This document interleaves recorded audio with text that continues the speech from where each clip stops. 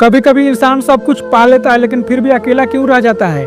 क्योंकि उसके दुनिया की हर दौलत खरीद ली मगर माँ की दुआ खो दी। ये कहानी है एक ऐसी फकीर की जो कभी बहुत बड़ा अमीर था, लेकिन जब माँ नाराज हुई तो सब कुछ छीन गया और फिर वह इंसान अल्लाह के दरवाजे पर आकर बैठ गया, तौबा के आंसू लिए सुकून की तलाश में। यह कहानी सिर्फ एक बूढ़े फकीर की नहीं, ये उस हर बेटे की कहानी है जिसने माँ की मोहब्बत को हल्के में लिया। वह कभी इस शहर का जाना माना आदमी था। नाम था हाशिम अली खान। शहर के सबसे बड़े कपड़े का मिल की मालिक था। बंगले, गाड़ी, नौकर चाकर सब कुछ अल्लाह ने उसे दिया था। लोग उसके नाम से ही डरते थे और उसकी दौलत का जलवा हर जगह था।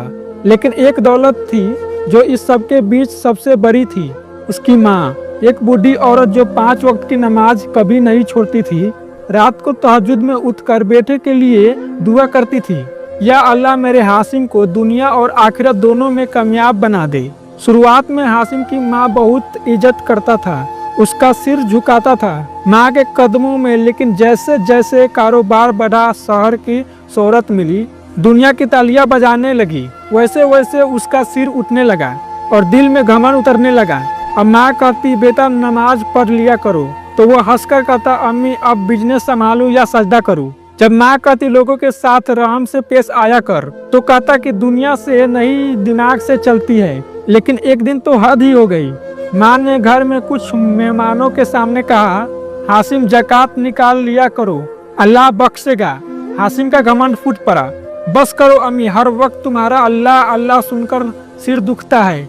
तुम रहो अपनी नमाजों में और मेरा कामों में दखल मत दो। सन्नाटा छा गया और माँ की आंखों में नम थी, पर वह कुछ नहीं बोली। वह सिर्फ उठी और कहा बेटे जिस दिन ये दौलत तेरे हाथ से जाएगी तू अल्लाह को पुकारेगा, तू अल्लाह को पुकारेगा, लेकिन मेरे दुआ तेरे साथ नहीं होगी। हाशिम ने वो बात भी हल्के में ले ली, पर कौन जानता था कि माँ की बद्दुआ उस वक्त आसमान में पहुंच गई थी। माँ की वो खामोश बद्दुआ अल्लाह के दरबार में पहुंची और फिर शुरू हुआ हाशिम अली का पतन। धीरे धीरे मगर बहुत ही दर्दनाक। जिसे फैक्ट्री के लिए उसने माँ की चुप करवाया था, वहाँ आग लग गई। इंश्योरेंस का पैसा भी किसी ने हड़प लिया। बैंक ने कर्जा मांगा और कारोबार डूब गया। वो दोस्त जो शाम के दावते में उसके साथ बैठते थे, आज उसका फोन तक नहीं उठते। नौकर चाकर भी उसे छोड़ गए और एक दिन उसका वही आलीशान घर जिसकी दरवाजे पर घमंड टपकता था, नीलाम हो गया। अब हामिश के पास कुछ भी नहीं था, ना पैसा था, ना लोन, ना माँ जो अब इस दुनिया में नहीं थी। और तब तन्हाई में बैठा हुआ टूटा हुआ इंसान अल्लाह को याद करने लगा।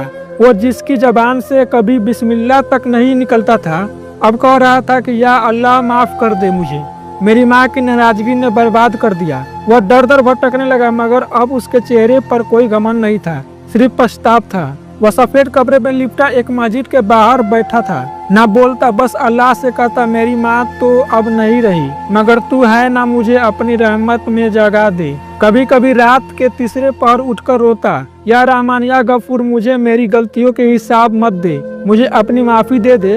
लोग उसे अब फकीर समझते थे, लेकिन वह सिर्फ एक गुनाहगार का बेटा हुआ टूटा हुआ झूठ था, जो सिर्फ अल्लाह की रहमत से उम्मीद लगाए बैठा था। शहर के एक नई गलिया में एक कपड़ा की दुकान थी, चमचमाती एयर कंडीशन और लोगों से भरी हुई। उसका मालिक था फारूक, एक नौजवान लेकिन बहुत तेज, बहुत चालाक और बेहद कामयाब और बेहद कारोबारी। बहुत चालाक और बेहद कारोबारी। हर सुबह जब वह दुकान खोलने आता तो एक चीज उसकी नजरों में खटकती। वो सफेद चादर ओढ़े एक बूढ़ा फकीर जो दुकान के सामने फुटपाथ पर बैठा होता, ना कुछ बोलता ना कुछ मांगता। कई बार फारूक ने सोचा कौन है ये, कोई फायदा नहीं बैठने का, कुछ करेगा तो सही। लेकिन फिर उसने सोचा छोड़ो, मैं क्यों सोचूं किसी फकीर के बारे में। मगर वह फकीर हर रोज वही बैठा होता, बिल्कुल शांत, कभी कभी आंखों बंद करके आसमान की ओर देखता जैसे किसी से बात कर रहा हो। एक दिन फारूक ने खुद से कहा कौन है ये शख्स, रोज देखता हूँ मगर इसके चेहरे पर अजीब सी सुकून है, ऐसी सुकून जो मेरे पास नहीं है। उस दिन दुकान बंद करके वो फकीर के पास गया और बैठ गया। पूछा बाबा आप यहाँ रोज बैठते हो, आपको कुछ चाहिए? फकीर ने मुस्कुराकर कहा मुझे अब कुछ नहीं चाहिए, जो चाहिए था वो मैंने अपने घमंड में खो दिया। फारूक चौंका, क्या खो दिया? फिर वह फकीर बोलने लगा, धीरे धीरे हर लफ्ज एक तलवार की तरह चुभ रहा था। उसने बताया कैसे वह कभी बहुत बड़ा आदमी था, कैसे माँ की बातों को नजरअंदाज किया, कैसे एक दिन उसने अपनी माँ को जलील करके घर से निकाल दिया, और कैसे आज वो माँ इस दुनिया में नहीं है और वो खुद इस हालत में है। फारूक के रोंगटे खड़े हो गए। उसे लगा ये कहानी तो उसकी भी हो सकती है। उसे याद आया कई बार जब उसकी माँ ने नमाज के लिए उठाया था तो उसने गुस्से में कहा था, अम्मी मुझे सोने दो, हर वक्त टोका मत करो। उसे याद आया जब माँ ने कहा था, बेटे अपने बीबी से अच्छा सलूक कर, तो उसने कहा था, आप अपने जमाने की बात मत लाया करो अम्मी। और अब वो कांप रहा था, उसके हाथ कांपने लगे और आंखों में आंसू बहने लगे। उसने फकीर को पैरों छूते हुए कहा, बाबा आपने मुझे जगा दिया, शायद अल्लाह ने आपको मेरे लिए भेजा है। वह दौड़ा सीधा अपने घर की ओर बढ़ा, दरवाजा खोला और माँ के सामने घुटने के बल गिर पड़ा। अम्मी मुझे माफ कर दो, मैं भूल गया था कि जन्नत तो आपके कदमों के नीचे है। उस दिन फारूक को माँ ने गले लगा लिया था।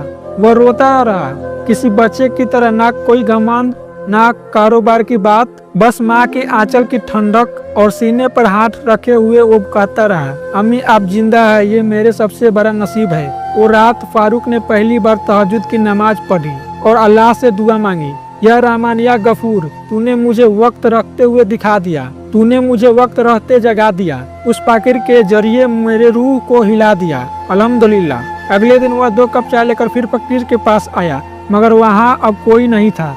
फुटपाथ खाली था एकदम। किसी ने कहा वो बाबा अल्लाह के प्यारे हो गए। रात को मस्जिद के बाहर सजदे में ही दम निकल गई। फारूक वही बैठ गया और पहली बार जमीन को छूते हुए फूट फूट कर रो पड़ा। मेरे भाइयों और बहनों, तो प्यारे दोस्तों, अब आप सोचिए, अगर आज आपकी माँ नाराज हो तो आप कितने बदनसीब हैं। वो आज है तो हर गुनाह से आप बच सकते हैं, मगर कल जब वो नहीं होगी तो दुआएं भी नहीं होगी। फिर तौबा तो होगी, लेकिन दिल ऐसा ही टूट जाएगा जैसे उस फकीर को टूटा था। इससे पहले कि बहुत देर हो जाए, जाकर अपनी माँ के पैरों में गिर जाओ, कह दो अम्मी माफ कर दो, यही कह देना काफी है, और शायद उस वक्त तुम्हारी किस्मत पलट जाए। या अल्लाह, जो यह कहानी सुन रहा है, अगर उसके दिल में माँ के लिए कोई गलती है तो माफ कर दे। हमें माँ बाप की कद्र करनी होगी और हमें माँ बाप की कद्र करने की तौफीक अदा फरमा, और उनकी दुआओं से हमारी जिंदगी को रोशन कर दे।